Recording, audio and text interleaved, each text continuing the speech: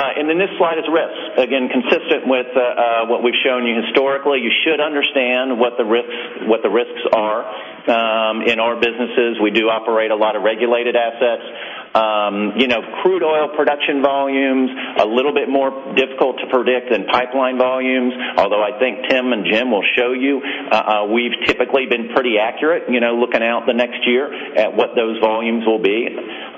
Crude oil prices, clearly on the CO2 production side, the oil production side of CO2, we have exposure to those crude prices. I talked about the sensitivity. Of course, our hedging program mitigates a lot of that risk.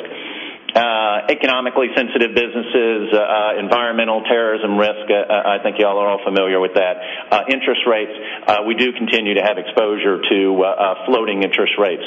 For this year, a 100 basis point increase, and that would be a 100 basis point increase above our budget for the entire year, is about a $57 million increase in expense.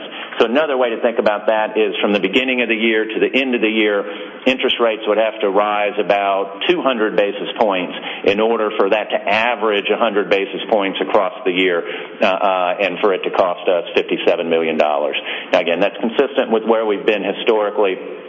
We believe that over time, floating rate debt is cheaper than fixed rate debt.